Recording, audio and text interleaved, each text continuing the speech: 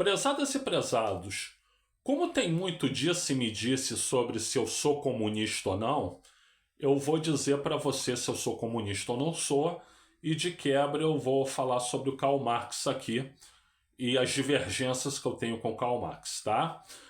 Bom, gente, então primeiro de tudo, eu sou comunista ou eu não sou? A resposta é não, eu não sou comunista, né? E também não sou socialista, eu sou social-democrata, tá? Modelo social-democrata significa que você vai ter um regime capitalista, portanto, há economia de mercado, só que ao mesmo tempo você tem um Estado que tem uma atuação estratégica. Em áreas estratégicas, o Estado atua, né? E pode atuar tanto diretamente com empresas estatais como indiretamente pelo seu próprio governo, né?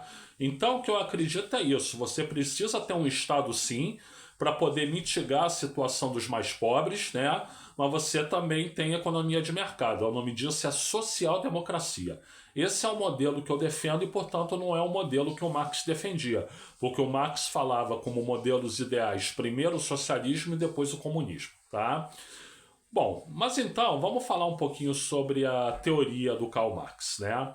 O Karl Marx, na minha visão, ele fez o melhor diagnóstico possível do capitalismo, né? Mas o que ele propôs para o lugar do capitalismo foi falho, tá? Por quê, gente? Porque, então, primeiro o diagnóstico do capitalismo, absolutamente perfeito. Ele diz o seguinte, perdão, gente, ele diz o seguinte, que no início dos tempos o mundo era comunitário.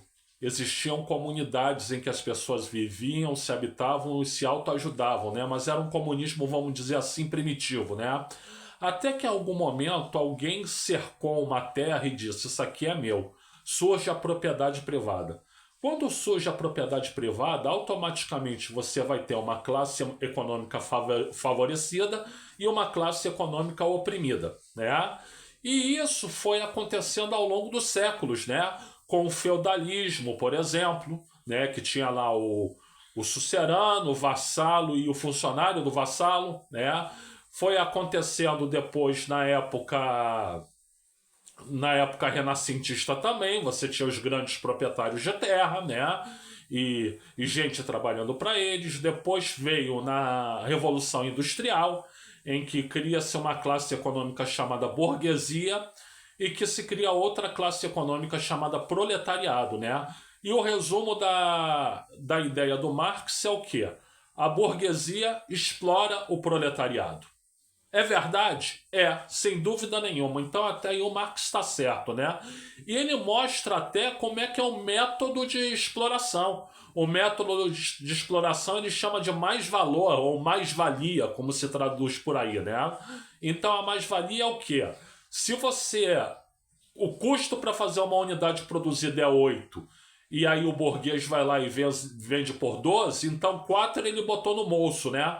Então isso é exploração dos operários pelo burguês, né? O nome disso é mais-valor ou mais-valia. A mais-valia é um instrumento que o burguês tem para explorar e oprimir o proletário, tá? Então tudo isso é verdade, tudo isso é sabido, tá? Agora, onde é que o Marx errou? O Marx errou que ele disse o seguinte: qual a solução para isso? Primeiro, vamos estabelecer a ditadura do proletariado, né?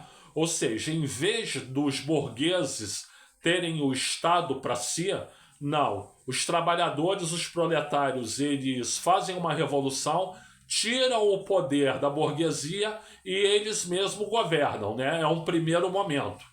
Então se estabelece a ditadura do proletariado. Veja bem que não é a ditadura de uma pessoa, é uma ditadura de uma classe, que é a classe proletária. E aí se extingue a burguesia, os burgueses passam a ser ex-burgueses e aí você tem que ter um Estado forte, um Estado... Tudo é estatal, né? Você cria o Estado como motor da economia e total responsável pela economia e a nacionalização dos meios de produção. Então isto é a ditadura do proletariado que é realizada através do socialismo.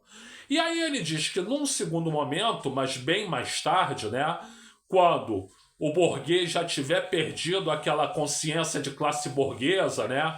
Egoísta, interesseira, querer o lucro só para ele, aí sim, nesse segundo momento, você pode extinguir o Estado e aí as pessoas vão viver em comunidades autogeridas e todo mundo se ajuda, como era lá no comunismo primitivo, né? Era na ideia, porém os mecanismos eram outros e os mecanismos agora seriam mais sofisticados. A esse segundo momento ele chama de comunismo, tá? Gente, quanto ao segundo momento, eu sempre respeitei e achei que um dia a sociedade chegará lá. Só que esse dia está longe. Meu problema não é com o segundo momento. Meu problema é com o primeiro momento, né? Falou em ditadura, tô fora. Falou em ditadura, tô fora. Ah, e tem muita gente que diz assim, mas não, peraí, ditadura do proletariado era uma metáfora. O que ele queria dizer é que os trabalhadores estariam no poder, né? Não, falou em ditadura, é ditadura. Então, por exemplo, hoje os trabalhadores estão no poder aqui no Brasil, né? Um deles está no poder, né? Mas o poder não é permanente, não é uma ditadura. Então, eu acho que o caminho para chegar no segundo momento, e o segundo momento vai levar milênios, né? Eu não diria séculos, mas sim milênios, né? Você primeiro precisa passar não pelo socialismo, mas sim pela social-democracia, né? Então, talvez você possa colocar 3 momentos aí: social-democracia, socialismo democrático e depois sim comunismo, né? Tudo isso demora séculos para acontecer, mas o momento que a gente vive é um momento de buscar a social-democracia, né? Que a social-democracia esteja no poder em mais lugares possíveis, né? Então, é por isso que o marxismo depois virou marxismo-leninismo, né? E tomou a Rússia dos czares, houve lá a Revolução Proletária. Mas qual era o problema? É que na Rússia não tinha burguesia, né? A Rússia não era uma sociedade industrial para ter burguesia. A Rússia era uma sociedade basicamente camponesa, né? Então, como é que você vai formar um proletariado se você não tem burguesia, se não tem industrialização? Então, talvez a Rússia não tivesse sido o lugar apropriado para o socialismo surgir, né? Muita gente diz, sabe o quê? Que o lugar ideal era os Estados Unidos, ou então a Inglaterra, né? Eu acho até que o Marx era alemão, né? Mas eu acho que quando o Marx pensou essa teoria, ele pensava na Inglaterra. Por quê? Porque a Inglaterra é o berço da Revolução Industrial, né? Então, talvez, se a Revolução Proletária acontecesse num local industrializado, não fosse da maneira que foi. Mas seja como for, houve lá o marxismo-leninismo, havia um racha entre os chamados mencheviques e os bolcheviques, né?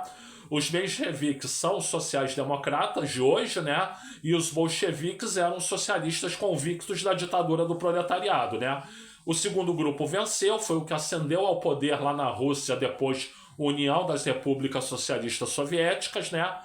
E logo em seguida, quando Lenin morreu, o poder caiu em mãos erradas, né? Caiu na mão do Trotsky, do Stalin, né? Quando deveria ser do Trotsky, legitimamente, né? E o Stalin perverteu tudo, transformou aquilo não numa ditadura do proletariado, mas numa ditadura dele, Joseph Stalin, né?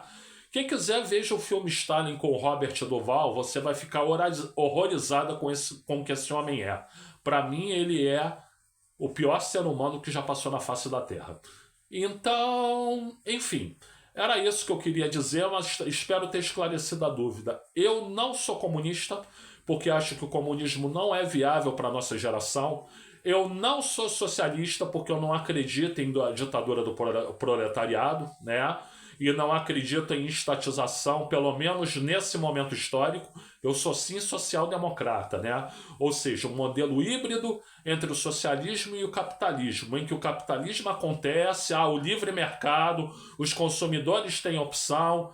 Por isso, se há livre mercado, viu, Jojo Todinho, que as pessoas podem comprar iPhone 16, tênis Hadley, ter plano privado de saúde, né? Porque estamos num sistema capitalista, né? Mas que haja um Estado forte que possa equilibrar isso aí, e esse Estado tem que atuar não a favor da elite, como aconteceu muitos anos nesse país, mas sim a favor dos mais pobres, como o presidente Luiz Inácio Lula da Silva faz. Gente, eu sou o Luiz Felipe Chateaubriand, eu agradeço aí pela assistência, muito obrigado a todas, muito obrigado a todos, muito obrigado a todos, sim, a todos, né? E, por gentileza, like aqui no vídeo, se inscreva no canal, compartilhe, comente, ative o sininho. E se puder, dê uma olhada na descrição desse vídeo, porque eu ofereço uma apostila de administração, uma proposta de sistema eleitoral e partidário, uma proposta para o calendário do futebol brasileiro e um e-book com a história do Roberto Dinamite, meu grande ídolo no futebol, né? Tudo a preços módicos. Quer mais detalhes? Dê uma olhada na descrição desse vídeo e me contacte se quiser.